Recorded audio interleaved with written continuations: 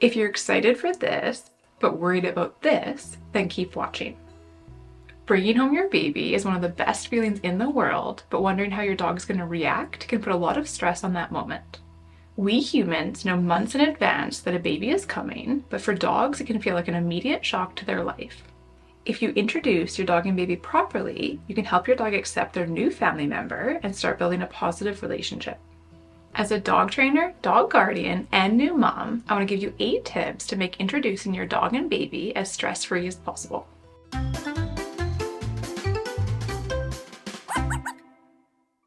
Tip 1 is to mentally prepare yourself that things are unlikely to go according to plan. One thing I've learned time and time again as a dog trainer and now a new mom is that you need to be flexible when things don't go according to plan. The specific way that I had hoped to introduce my dog and baby ended up not being possible for me. My original plan was that when I came home from the hospital, I would go inside by myself to greet Nira. Doing this would allow Nira to get some of her excitement out because it would have been at least a day or 2 since she had seen me.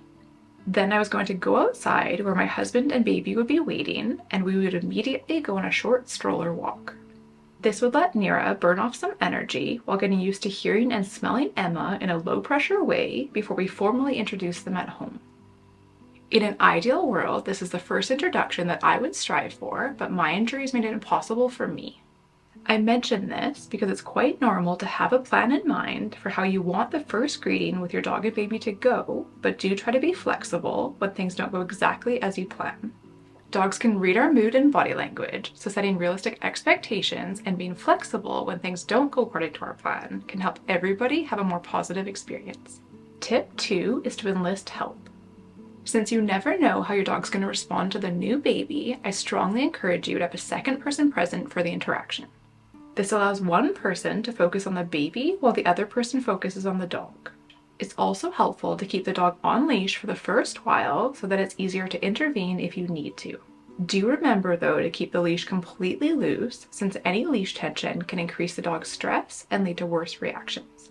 Tip 3 is don't force interactions. People often think that they need to encourage their dog to immediately interact with the baby upon meeting them. However, this often backfires and makes the dog feel forced and uncomfortable. Instead, I encourage you to take things slowly so that you can reinforce that the baby is a positive new addition to the home and not something to fear. My goal with dogs and young babies is for the dog to feel comfortable and calm around the baby, but not necessarily touch or directly interact with them. To encourage that, I suggest having one person sit and hold the baby while you walk the dog into the room, but stop a distance away. Each time the dog glances towards the baby, mark and reward the dog. This helps the dog get used to the baby at a safe distance. It starts to build positive associations because you're pairing treats with the sight of the baby, and it rewards your dog for staying calm around the baby. Once you're comfortable with how your dog is acting, then you can let them sniff or interact with the baby if you want to. I also encourage continuing to position yourself between the dog and baby when you're managing interactions by yourself. This offers your dog a safe, controlled exposure. And remember, no matter how much you trust your dog, never ever leave them alone with a baby. It's just not worth the risk. I would love to get to know more about you in the comments. Please let me know your dog's name, their age, their breed, and what your biggest concern is about your dog and baby. Tip 4 is to positively condition the sound of the baby crying. Babies cry a lot. Since dogs have much more sensitive hearing than humans do, a baby's shrill cry can be particularly upsetting to them. By pairing something desirable with that sound, we can help our dog feel less stressed about it. I suggest preparing a bunch of long-lasting treats such as stuffed and frozen Kongs, puzzle games, or other treats in advance so that they're easy to access. Each time your baby cries for the first few days at their home, quickly grab one of those treats and offer it to your dog so they have a continuous reward while they're listening to the baby cry. The food acts to help build positive associations to the sound of crying. If your dog is particularly sound sensitive, like mine is, then I would strongly encourage you to work on sound conditioning prior to your baby being born by watching this. Tip 5 is to try to avoid saying no. New parents are often more stressed and on high alert about the baby, so they may be more quick to scold the dog. While this is understandable when tensions are high, if it happens too often, it can cause the dog to build a negative association to the baby. The dog may feel like they're now constantly in trouble when the new family member is around. If possible, I challenge you to try to avoid saying the word no because it doesn't actually tell your dog what you want them to do. There was a study done with kids where they tried different tactics to get the kids to stop running on a slippery pool deck. They found that saying "walk please" rather than "don't run" led to much more success since the kids understood exactly what the desired action was. I find a similar result with dogs because they perform better when they understand what we want them to do rather than when they just hear the word no. Instead of leaving it up to your dog to guess what you want from them, use pre-trained cues to make specific requests. For example, if you want a calmer greeting when you're holding the baby, teach your dog to sit for greetings rather than jumping up. If you want your dog to leave you and the baby alone during diaper changes, ask them to go to their bed or place. If your dog tries to lick the baby, ask them to leave it.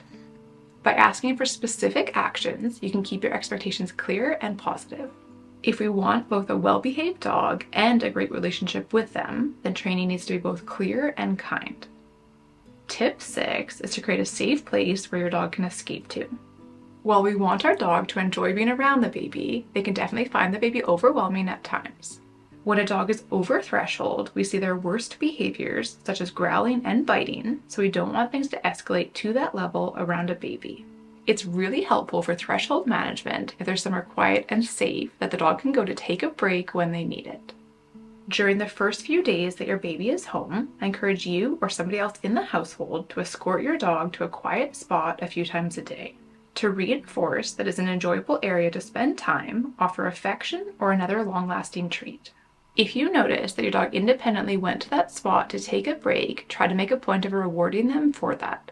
Even if it's just the dog bed in the corner of a room, it's helpful for the dog to know that they have a safe spot to retreat to when they need it. Tip 7 is don't let your dog be forgotten about. Babies are time-consuming and they can be quite overwhelming. It's very normal for your focus to shift off of your dog, particularly during the newborn stage. However, it's still important to show your dog love and affection so that they don't develop negative feelings towards the baby. Try to offer little moments of attention, such as a pet or a quick play session when your baby is around. This helps your dog to know that good things still happen to them in the baby's presence. We want the baby to be seen as a positive new addition to the family, not as a replacement. And tip 8 is remember that change is hard. Even if you follow all of these tips, please remember that bringing a baby home is a massive life change, including for your dog. Rather than setting specific timelines for how you want your dog to react to the baby, simply aim to keep things positive and safe. It's important to remember that we can't pressure our dog into liking the baby. All major life changes require an adjustment period, even for dogs. Give your dog the time, space, and love that they need, and it'll go tremendous ways towards helping your dog and baby develop a great relationship. And remember, soon enough, your baby will be eating solids and your dog will have a whole new reason to love their new family member. If you want more dog and baby tips, I'll link my entire playlist for that here. In my next video, I'll be sharing tips for how to make walks with a dog and baby more enjoyable, so hit subscribe if you want to watch that. Happy training! I'll see you in the next video.